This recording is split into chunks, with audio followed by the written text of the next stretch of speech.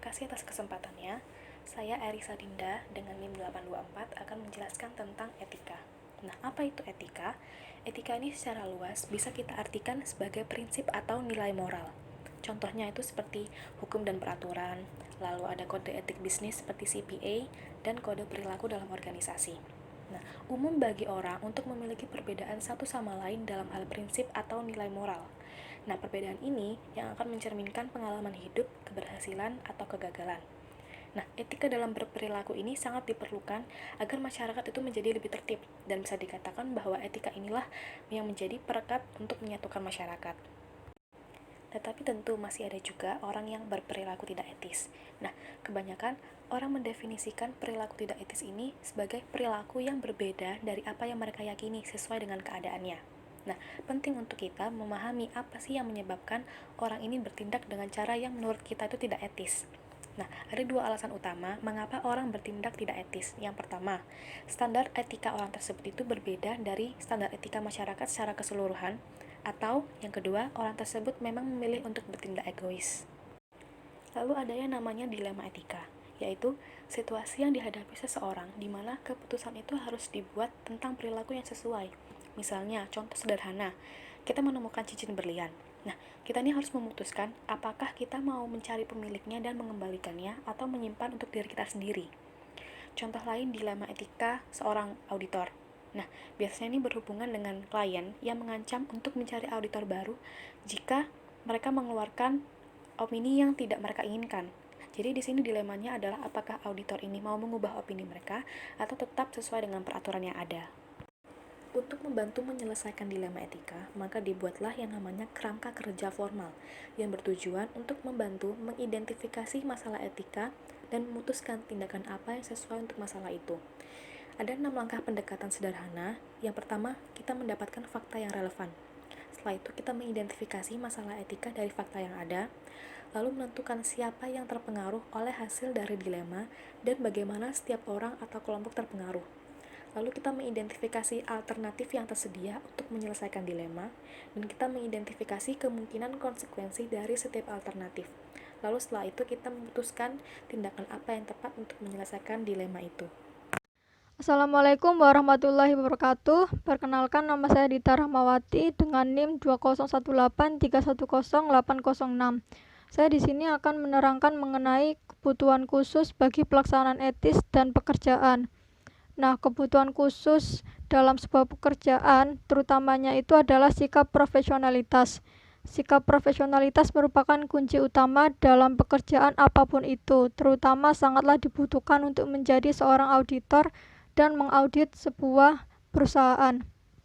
Auditor diharapkan untuk berperilaku dengan tingkat yang lebih tinggi dibandingkan dengan masyarakat lainnya, sehingga akan menimbulkan rasa kepercayaan dari pihak-pihak yang akan diauditnya. Nah, bayangkan saja jika seorang CPA telah didakwa atas kejahatan, maka kebanyakan orang akan merasa tidak percaya lagi kepada dia. Nah, profesionalitas itu sendiri di dalam buku berartikan tanggung jawab atau perilaku yang melampaui kepuasan tanggung jawab individu dan di luar persyaratan hukum masyarakat kita dan regulasi. Seperti itu. Sehingga sangatlah penting untuk seorang CPA mempunyai sikap profesionalitas untuk memiliki kepercayaan terhadap kualitas auditnya. Di slide selanjutnya saya akan menerangkan mengenai kode etik profesional. Kode etik profesional perilaku dimaksudkan untuk memberikan standar perilaku bagi semua anggota. Badan Penentu Standar Independen dalam International Federasi Akuntan atau IFAC menetapkan standar dan pedoman etika dan memupuk debat internasional tentang masalah etika yang dihadapi oleh akuntan melalui kode etika dan akuntan profesional. Kode ini sendiri terdiri dari prinsip dan aturan selain interpretasi. Pada prinsipnya akan memberikan kerangka kerja untuk aturan dan mengatur kinerja profesional CPA tanggung jawabnya. Anggaran AICPA mengharuskan anggota mematuhi aturan kode. Dalam interpretasi ini akan membahas mengenai keadaan yang mungkin dihadapi oleh salah satu ancamannya. Terdapat 3 bagian Bagian pertama membahas mengenai kode yang mencakup mengenai aturan untuk anggota dalam praktik publik. Lalu bagian 2 mencakup mengenai aturan untuk anggota dalam bisnis, dan bagian ketiga akan mencakup mengenai aturan untuk semua anggota lainnya. Pada slide selanjutnya saya akan menjelaskan mengenai definisi dari kode AICPA disajikan untuk membantu memahami dan menafsirkan aturan. Nah, yang pertama ada klien. Klien ini sendiri berarti orang atau entitas selain perusahaan yang terlibat sebagai anggota atau firma anggota untuk melakukan layanan profesionalnya. Lalu yang kedua ada perusahaan. Perusahaan ini sendiri berbentuk organisasi yang diizinkan oleh undang-undang atau peraturan yang memiliki karakteristik sesuai dengan resolusi Dewan Institut Amerika Akuntan Publik dan bergerak di bidang praktik publik. Lalu yang ketiga terdapat institut. Institut ini sendiri Institut Akuntan Publik Amerika. Lalu yang keempat terdapat anggota. Anggota asosiasi atau rekan internasional dari Institut Akuntan Publik Amerika. Dan yang terakhir terdapat praktek umum. Praktek umum ini sendiri terdiri dari kinerja layanan profesional untuk klien oleh anggota atau firma anggota. Di slide selanjutnya, saya akan menerangkan mengenai kode yang mencakup kerangka kerja konseptual berdasarkan pendekatan bagi anggota untuk mengevaluasi ancaman terhadap kepatuhan dengan kode. Nah, yang pertama ada identifikasi ancaman. Identifikasi ancaman ini ketika seorang karyawan atau anggota menemukan hubungan atau hubungan itu tidak secara khusus diatur oleh aturan atau interpretasi lain, sehingga anggota harus mengevaluasi apakah hubungan tersebut menciptakan ancaman untuk mengikuti aturan. Lalu yang kedua terdapat evaluasi signifikansi ancaman. Nah, dalam hal ini suatu ancaman suatu anggota atau seorang anggota harus menentukan apakah ancaman berada pada tingkat yang dapat diterima atau tidak. Jika ancaman berada pada tingkat yang dapat diterima pihak ketiga yang wajar dan informasi relevan, diharapkan untuk menyimpulkan bahwa ancaman tidak membahayakan kepatuhan anggota terhadap aturan. Lalu yang ketiga terdapat mengidentifikasi dan menerapkan pengamanan. Jika seorang anggota menyimpulkan bahwa ancaman tidak ada di tingkat yang dapat diterima, anggota harus menerapkan pengamanan untuk menghilangkan ancaman atau paling tidak mengurangi ke tingkat yang dapat diterima. Di slide ini saya akan menjelaskan mengenai ancaman terhadap kepatuhan aturan termasuk dalam 7 kategori. Kategori yang pertama yaitu ancaman minat yang merugikan, bahwa seorang anggota tidak akan bertindak dengan objektivitas karena kepentingan anggota bertentangan dengan kepentingan klien. Contohnya seorang pejabat, direktur atau pemegang saham yang signifikansi berpartisipasi dalam litigasi melawan perusahaan. Lalu yang kedua, terdapat ancaman advokasi. Ancaman advokasi ini berartikan bahwa anggota akan mempromosikan kepentingan klien atau posisi ke titik objektivitas atau independensinya disusupi. Contohnya seorang anggota mendukung layanan atau produk klien. Lalu yang ketiga terdapat ancaman keakraban. Ancaman ini timbul karena hubungan yang lama atau dekat dengan klien. Seorang anggota akan menjadi terlalu simpatik terhadap kepentingan klien atau terlalu menerima pekerjaan atau produk klien. Contohnya biasanya terjadi pada teman dekat seorang anggota yang dipekerjakan oleh kliennya. Lalu yang keempat ada ancaman partisipasi manajemen. Ancaman ini berartikan bahwa seorang anggota akan mengambil peran sebagai manajemen klien atau jika tidak memikul tanggung jawab manajemen seperti yang mungkin terjadi selama perjanjian untuk memberikan layanan nonates. Karena kehilangan personel klien meminta firma anggota untuk membantu klien akuntansi termasuk otorisasi transaksi. Lalu yang kelima ada ancaman kepentingan pribadi. Ancaman kepentingan pribadi ini berartikan bahwa anggota dapat memperoleh keuntungan secara finansial atau sebaliknya dari minat atau hubungan dengan klien atau orang yang terkait dengan kliennya. Contohnya, anggota memiliki kepentingan finansial pada klien dan hasil dari perikatan jasa profesional mungkin mempengaruhi nilai wajar dan kepentingan finansialnya. Lalu yang keenam, terdapat ancaman review diri sendiri. Ancaman ini berarti bahwa anggota tidak akan mengevaluasi dari penilaian atau layanan sebelumnya yang dilakukan atau diawasi oleh anggota individu dalam firma anggota yang akan diandalkan oleh anggota tersebut. Layanan itu di dalam membentuk penilaian sebagai bagian dari layanan lainnya. Contohnya, anggota tersebut membentuk jasa pembukuan untuk klien dan kemudian melakukan audit atas pernyataan keuangannya. Dan yang terakhir, terdapat ancaman pengaruh yang tidak semestinya.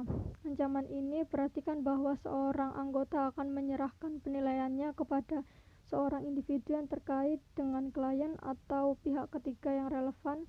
Oleh karena itu, reputasi atau keahlian individu tersebut akan bersifat dominan atau upaya untuk memaksa melakukan pengaruh yang berlebihan terhadap anggota tersebut. Contohnya, klien akan menunjukkan bahwa itu tidak akan memberikan perjanjian tambahan dengan perusahaan jika perusahaan tidak setuju dengan klien tentang masalah akuntansi atau pajak.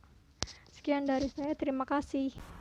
Baik, terima kasih atas kesempatannya. Perkenalkan, nama saya Ahmad Zaki Fadil dengan NIM 2018 310814. Di sini saya akan menjelaskan tentang independence rule. Jadi, independence rule yaitu nilai audit yang sangat bergantung pada persepsi publik tentang independensi auditor. Alasan mengapa banyak pengguna yang beragam bersedia mengandalkan laporan CPA adalah karena ekspektasi pengguna dari sudut pandang yang tidak biasa. Nah, selanjutnya saya akan menjelaskan tentang anggota-anggota yang tercakup larangan kepentingan finansial secara langsung. Contohnya yaitu 1. Orang-orang dalam tim perikatan yang terbukti. 2. Seorang individu dalam posisi untuk mempengaruhi keterlibatan yang dibuktikan seperti individu yang mengawasi atau mengevaluasi mitra perikatan. 3. Seorang mitra atau manajer yang menyediakan lebih dari 10 jam layanan non-ates kepada klien dalam 1 tahun fiskal. 4. Seorang rekan di kantor rekan yang lainnya yang bertanggung jawab atas penugasan yang membuktikan. 5. Perusahaan dan program tunjangan karyawan. 6. Suatu entitas yang dapat dikendalikan oleh salah satu anggota tercakup yang tercantum di atas atau oleh 2 atau lebih individu atau entitas yang dilindungi yang beroperasi bersama. Selanjutnya saya akan menjelaskan tentang hal-hal berikut. Yang pertama yaitu kepentingan keuangan langsung versus tidak langsung. Contohnya yaitu jika salah satu rekan di kantor yang diaudit dilakukan atau pasangan mitra memiliki kepentingan finansial di perusahaan CPA dilarang memberikan pendapat atas laporan keuangan perusahaan tersebut. Yang kedua, materialitas atau materialitas tidak material. Contohnya yaitu misalkan jika anggota yang dilindungi memiliki sejumlah besar kekayaan pribadinya yang diinvestasikan dalam reksadana dan dana tersebut memiliki posisi kepemilikan di perusahaan klien. Yang ketiga yaitu prosedur pinjaman normal, yaitu pinjaman antara perusahaan CPA atau anggota tertutup dan klien audit dilarang karena ini adalah hubungan keuangan. Namun beberapa pengecualian terhadap aturan tersebut termasuk pinjaman mobil, pinjaman dengan jaminan penuh dengan setoran tunai di lembaga keuangan yang sama, dan kartu kredit yang belum dibayar saldo tidak melebihi $10.000 secara total. Selanjutnya, investasi yang dimiliki bersama. Contohnya yaitu yang dimiliki BPA, saham di klien non-audit, Jackson Company, Frank Company yang merupakan klien audit juga memiliki saham di Jackson Company. Ini mungkin pelanggaran kemerdekaan. Gabungan investasi yang dipegang erat adalah investasi oleh anggota dan klien yang memungkinkan mereka untuk mengontrol entitas atau properti. Terima kasih atas kesempatannya. Perkenalkan, nama saya Prasetyo Edi Nugroho, NIM 825. Di sini saya akan menjelaskan tentang standar auditing internasional dan Amerika Serikat.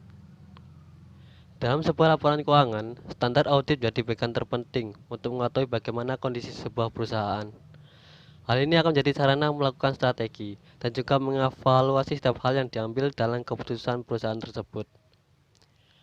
Agar mampu mengetahui bagaimana kondisi sebuah perusahaan tersebut, tentu dibutuhkan laporan keuangan yang disusun oleh bagian staf keuangan. Laporan tersebut berisi sebuah rincian dan juga transaksi perusahaan dalam jangka waktu tertentu. Tentunya, laporan tersebut yang akan mempengaruhi kemajuan perusahaan. Hal ini menjadi salah satu alasan mengapa menggunakan proses audit bagi perusahaan sangat penting.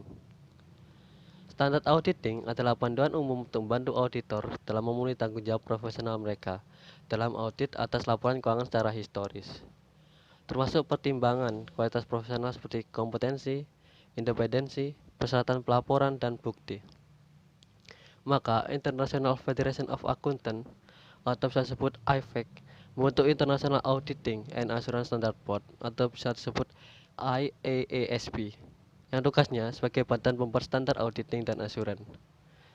Standar auditing yang diterbitkan oleh IAASB terbagi dalam 3 komponen utama.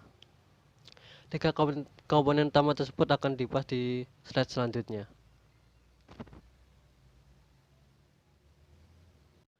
Tiga komponen utama standar auditing. Yang pertama adalah International Standard on Auditing.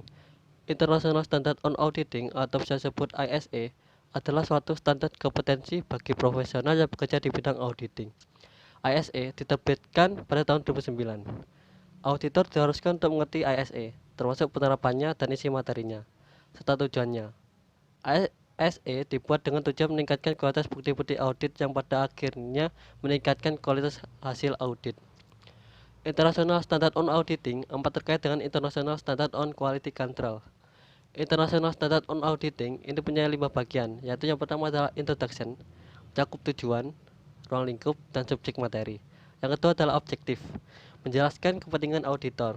Yang ketiga adalah Definition, yang menjelaskan pengertian yang dibakukan ISA. Yang keempat adalah Requirement, adalah bagian menjelaskan bagaimana auditor seharusnya.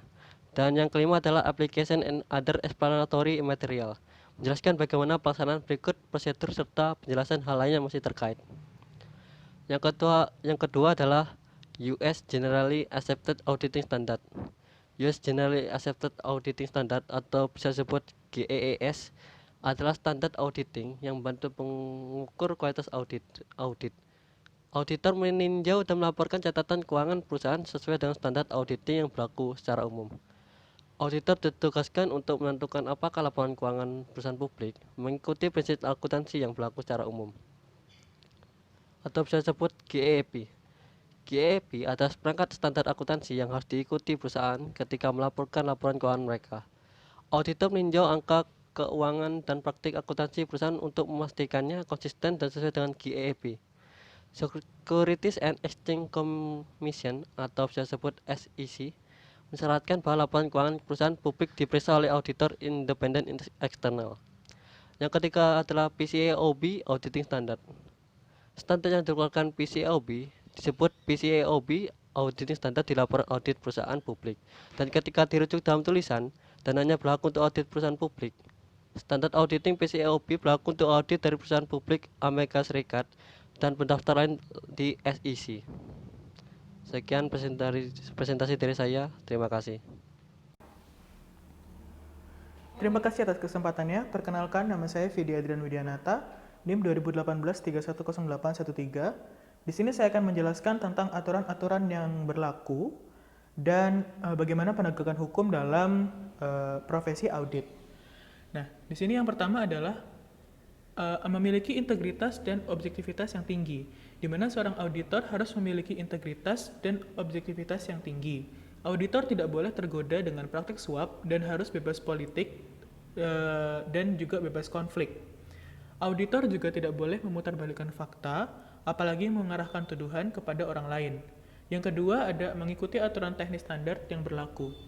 Seorang auditor harus mengikuti aturan teknis standar yang berlaku, di mana ada 3 persyaratan dalam aturan tersebut. Yang pertama ada General Standard Rule, yaitu seorang auditor harus memiliki profesionalitas, memiliki kemampuan membaca data secara rasional, dan lain-lain. Yang kedua, ada compliance with standard rule, di mana seorang auditor harus memenuhi standar yang diterbitkan oleh Dewan. Yang ketiga, ada accounting principle rule, di mana seorang auditor tidak boleh menyatakan opini bahwa laporan keuangan yang disusun sesuai dengan prinsip akuntansi atau menyatakan bahwa auditor tidak mengetahui adanya modifikasi dalam laporan keuangan agar sesuai dengan prinsip akuntansi. Yang ketiga, ada auditor dapat menjaga rahasia. Nah, seorang auditor tidak boleh mengungkapkan rahasia apapun kepada klien. Aturan ini tidak boleh disalah-tafsirkan untuk hal-hal yang tidak benar. Misalnya, aturan ini dijadikan alasan agar auditor tidak diawasi oleh ICPA atau CPA. Yang keempat, ada harus tahan terhadap tindakan suap. Seorang auditor tidak boleh dibayar dan di-endorse untuk melakukan hal-hal seperti merubah laporan keuangan atau melakukan perubahan pada laporan perpajakan. Yang selanjutnya yaitu adalah dilarang mempromosikan diri kepada calon klien, di mana biasanya auditor didatangi klien, bukan auditor yang mendatangi klien. Kemudian yang terakhir adalah auditor dilarang melakukan tindakan yang mendiskreditkan profesi auditor, yaitu adalah tindakan-tindakan yang dapat mengurangi kredibilitas dari profesi seorang auditor. Selanjutnya adalah penegakan hukum, di mana di sini saya akan menjelaskan tentang penegakan hukum dalam profesi audit. Divisi yang melakukan penindakan terhadap pelanggaran kode etik audit adalah Divisi Etika Profesional ICPA, di mana divisi ini bertanggung jawab untuk menyelidiki pelanggaran kode etik dan memutuskan tindakan disipliner. Investigasi divisi ini dihasilkan dari informasi yang diperoleh, terutama dari keluhan praktisi atau individu lain, perkumpulan CPA, atau lembaga pemerintah. Seorang anggota auditor dapat secara otomatis diberi sanksi tanpa penyelidikan jika auditor tersebut telah didisiplinkan oleh lembaga pemerintah atau organisasi lain yang telah diberi wewenang untuk mengatur akuntan seperti SEC dan PCAOB. Kemudian ada dua tingkatan dalam tindakan disipliner. Yang pertama ada pelanggaran yang tidak disengaja atau tidak terlalu serius, dan yang kedua ada pelanggaran yang disengaja dan serius ya. Nah, kemudian di sini apabila tindakan itu tidak disengaja atau tidak terlalu serius, maka divisi akan membatasi tindakan disiplinernya dengan tindakan perbaikan atau tindakan korektif. Misalnya adalah kegagalan yang tidak disengaja untuk memastikan bahwa klien audit kecil memasukkan semua pengungkapan dalam laporan keuangannya yang melanggar aturan prinsip akuntansi. Nah, kemudian tingkat selanjutnya adalah pelanggaran yang disengaja dan serius, di mana di sini auditor akan langsung dibawa ke Dewan Pengadilan Bersama. Nah, Dewan ini memiliki kewenangan untuk memberhentikan atau mengeluarkan anggota dari ICPA karena berbagai pelanggaran etika profesi.